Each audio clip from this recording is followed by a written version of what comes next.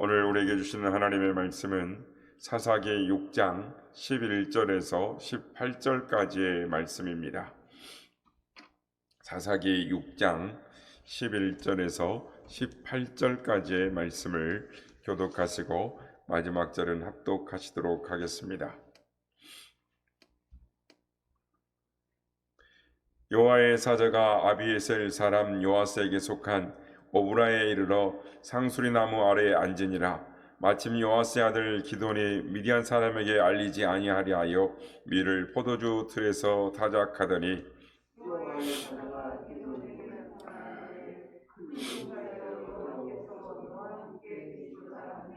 기돈이 그에게 대답하되 오 나의 주여 여호와께서 우리와 함께 계시면 어찌하여 이 모든 일이 우리에게 일어났나이까. 또 우리 조상들이 일찍이 우리에게 이르기를 여호와께서 우리를 애굽에서 올라오게 하신 것이 아니냐 한 그 모든 이적이 어디 있나이까. 이제 여호와께서 우리를 버리사 미디안의 손에 우리를 넘겨 주셨나이다 하니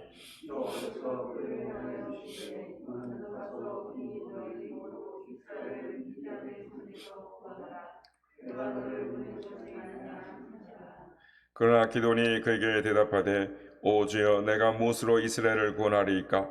보소서 나의 집은 므낫세 중에 극히 약하고 나는 내 아버지 집에서 가장 작은 자니이다 하니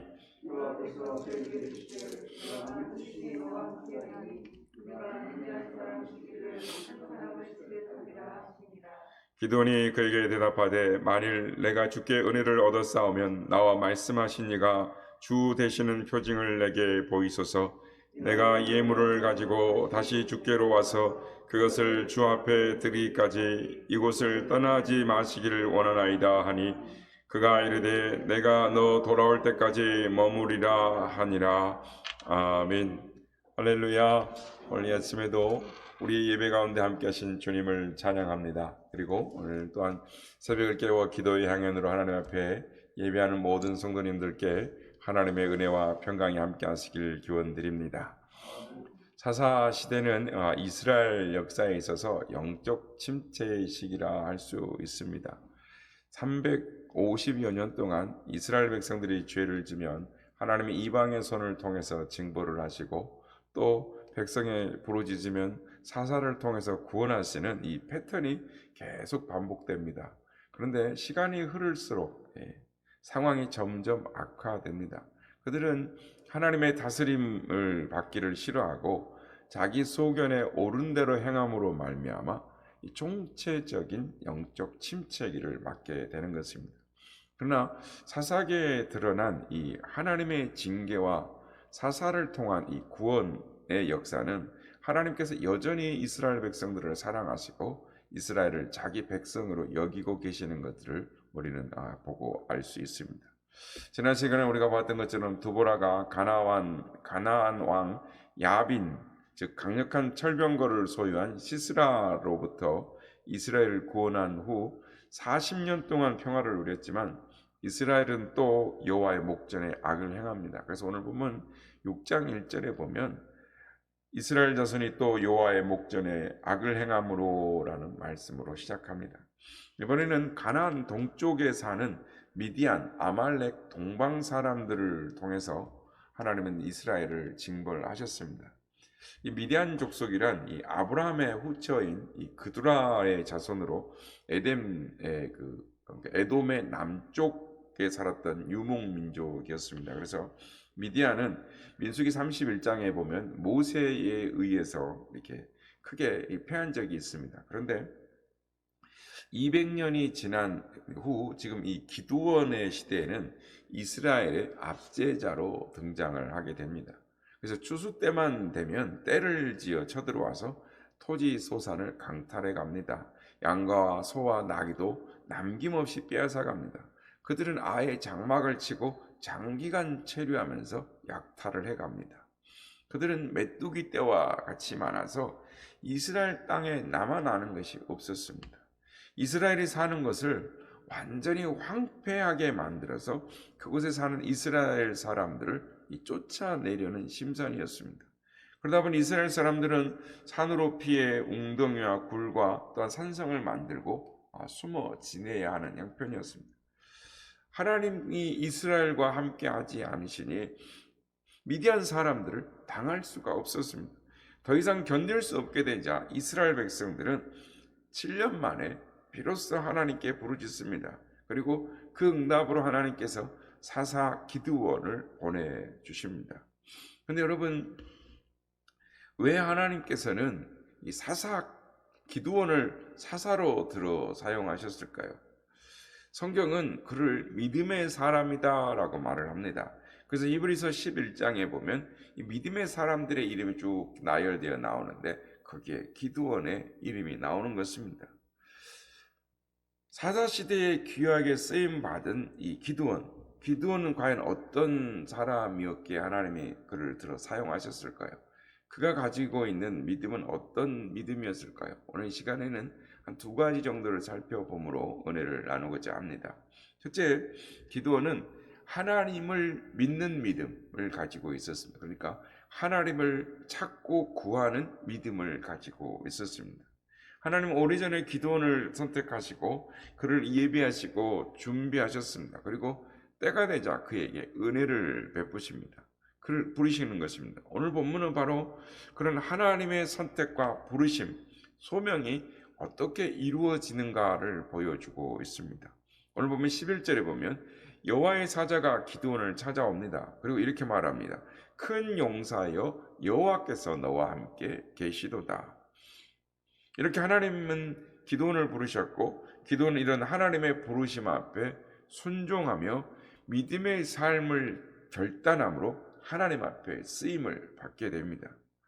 우리는 하나님께서 기드온을 부르시는 사건 속에 하나님을 만나는 믿음이 귀한 것이다 라는 것을 깨닫게 됩니다. 배우게 됩니다. 이것이 무슨 말씀인가 하면 이 풀어서 말을 설명하자면 우리가 구원을 얻고 하나님의 자녀가 되었습니다. 또한 우리가 하나님의 자녀가 되어서 하나님의 일꾼으로 부르심을 받아 주의 나라와 주의 복음을 위해 헌신하게 되었습니다. 이 모든 일의 근거는 하나님의 은혜와 인간의 믿음으로 이루어지는 것입니다. 하나님은 우리가 태어나기 전에도 우리를 선택하셨고 때가 되므로 우리에게 은혜를 주십니다. 그리고 우리는 그 하나님의 부르심과 은혜 앞에 믿음의 고백을 통해 하나님을 만나는 것, 즉 선택과 은혜가 중요하고 믿음과 결단이 또한 아울러서 중요하다라는 것입니다. 그래서 성경은 강조하는 것입니다. 너희가 그 은혜를 인하여 믿음으로 말미암아 구원을 얻었나니 이것이 너희에게 난 것이 아니요 하나님의 선물이라. 사람이 마음으로 믿어 의에 이르고 입으로 시인하여 구원에 이르느니라. 하나님의 은혜가 있어야 하나님을 만나는 것이고 그 다음에 내가 내 입으로 주님을 고백해야 구원에 이르는 것입니다. 이 둘의 조화를 통해 구원을 얻고 하나님의 자녀가 되고 하나님을 만나는 것입니다.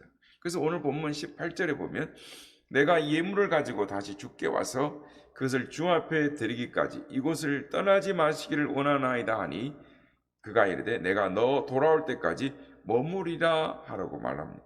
그러니까 기드온은 주의 사자가 큰 용사여라고 여호와께서 너와 함께 계시도다라고 부르심 앞에 순종하기로, 즉 믿음의 삶, 즉 하나님을 만나는 삶을 살기로 결단을 합니다. 그러니까 기드온은 하나님이 자신을 부르실 때부터 하나님을 예배하는 삶을, 하나님의 뜻을 구하는 삶, 즉 기드온이 하나님을 한 번 만나는 것을 만족하지 않고 계속 하나님을 만나기를 구하고 하나님의 표징을 보기를 원했다라는 것입니다. 그래서 사사기 6장 전체를 보면 기드온이 총 4차례 하나님을 만납니다.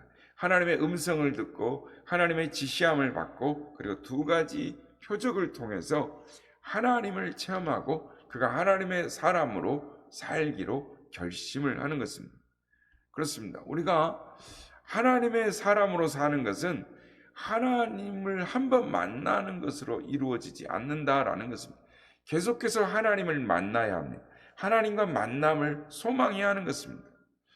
우리는 처음에 내 생애의 전환점을 이루는 하나님을 만납니다. 그러나 그것으로 그쳐서는 안 되는 것은 계속해서 인격적으로 날마다 하나님을 만나야 합니다. 하나님과의 만남을 소망해야 하는 것입니다. 이것이 믿음 생활인 것입니다.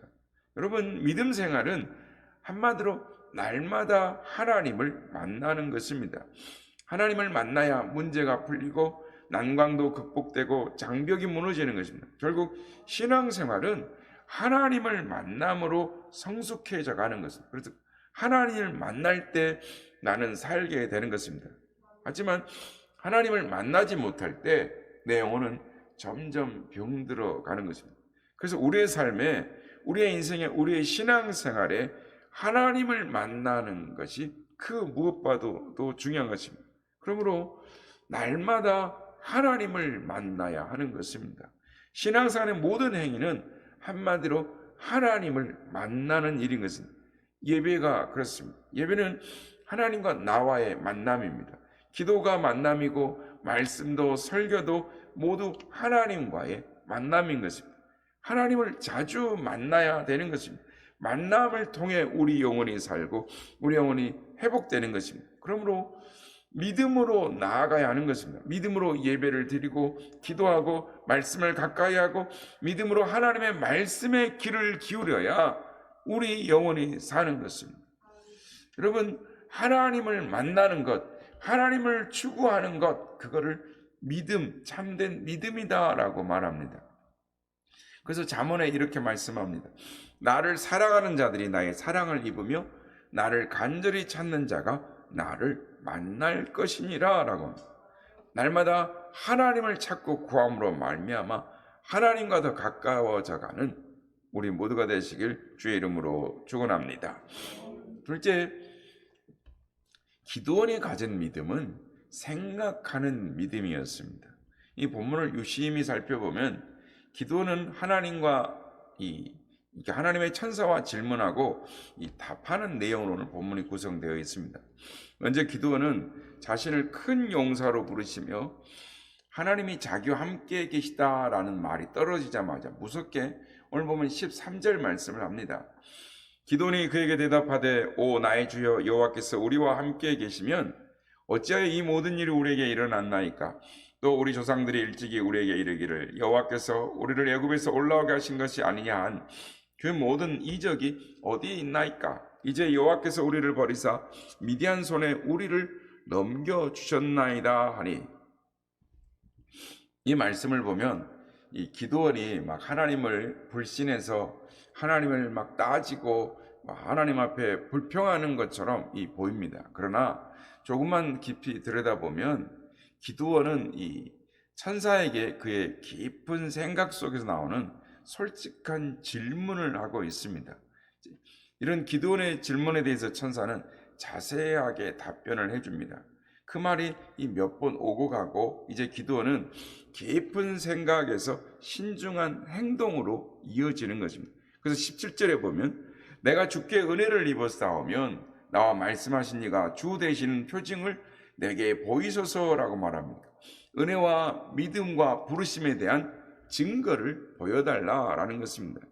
이런 신중한 기드온에게 천사는 19절 이하의 기적을 보여주는데 기드온이 자신의 눈에 확인이 되자 비로소 그는 자기가 말한 사람이 천사요 하나님의 사자임을 알게 되었고 두려운 마음으로 하나님 앞에 엎드립니다. 그리고 거기에서부터 여호와의 단을 쌓고 본격적으로 하나님의 사역의 첫 출발을 시작을 하는 것입니다. 우리는 이 말씀을 해서 기드온의 깊은 생각과 이 신중한 행동이 돋보이는 것을 발견하는 것입니다. 그러니까 이것이 기드온의 사역과 활동에 있어서 이 중요한 인격과 신앙의 밑거름이 되는 것을 보게 된다는 것입니다. 이것이 성경이 말하는 이 기드온입니다. 기드온은 깊은 생각을 가진 사람이고 신중한 행동을 보인 사람이라는 것입니다. 성경은 이것을 믿음이다라고 강조합니다. 우리가 이것을 잘 배워야 하는 것입니다. 로마서 12장 3절에 보면 이런 말씀이 있습니다. 내게 주신 은혜로 말미암아 너희 중 각 사람에게 말하노니 마땅히 생각할 그 이상의 생각을 품지 말고 오직 하나님께서 각 사람에게 나눠주신 믿음의 분량대로 지혜롭게 생각하라. 마땅히 생각할 것, 지혜롭게 생각하는 것, 그것이 믿음이다라고 말합니다. 우리의 삶에는 생각이 너무도 중요한 것입니다. 왜냐하면 생각에서부터 모든 행동과 인격이 형성되기 때문입니다. 여러분 생각해 보시기 바랍니다. 사람이 생각하는 대로 사는 것입니다. 그래서 이런 말이 있습니다. 생각이 말을 낳고 말이 행동을 낳고 행동이 습관을 낳고 습관이 인격을 낳는다. 우리의 말은 절대적으로 생각에 영향을 받습니다. 그러므로 어떤 생각을 하느냐에 따라 말이 달라지고 말이 달라지면 행동이 달라지는 것입니다. 행동이 달라지면 습관이 바뀌고 결국 습관이 인격이 되는 것입니다. 인간은 생각의 결정체입니다. 오늘의 나는 어제의 생각의 결과입니다. 또 어제의 내 생각이 오늘의 나를 결정하는 것입니다. 우리가 많은 것을 생각하고 묵상해야 합니다. 신중하고 깊이 묵상해야 합니다. 특히 예수 그리스도 우리 주님을 생각해야 합니다. 주님께서 우리에게 베푸신 구원의 은혜와 우리에게 약속하신 언약이 무엇인지, 하나님께서 우리에게 원하는 삶이 무엇인지, 어떻게 사는 것이 하나님의 나라와 의를 구하는 삶인지, 하나님을 기쁘시게 하는 삶이 무엇인지를 생각해야 하는 것입니다. 여러분, 어떻게 생각하는 것이 믿음일까요? 한 가지 예를 들어보면 지난 청년 모임 때 이 한 가지 숙제를 내줬습니다. 그것은 한 주간 동안 우리 안에 계신 성령 하나님을 의식하면서 살자라는 것이었습니다. 우리 안에 계신 성령님을 잊지 말고 하루에 한 번씩이라도 성령님 어떻게 할까요? 라고 물어보라라는 것이 있습니다. 성령님 어떻게 할까요? 라고 물어볼 때 정말 우리의 마음과 뜻 가운데서 말씀하시는 이 성령님의 음성에 순종하려는 마음으로 성령님 어떻게 할까요? 라고 물어보라고 했습니다. 그리고 일주일 동안 우리의 삶에 일어난 변화, 어떤 변화가 일어났는지를 한번 나누는 시간을 갖자라고 했습니다. 여러분, 주님을 생각하면 말이 바뀌고 행동이 바뀌고 삶이 바뀌어질 줄로 믿습니다. 성령님 어떻게 할까요? 라고 항상 성령님을 의식하고 생각하면서 여쭤보면 우리의 삶이 바뀌어질 수밖에 없습니다. 기드온도 하나님 앞에 하나님을 어떻게 할까요? 라고 계속 물었다라는 것입니다.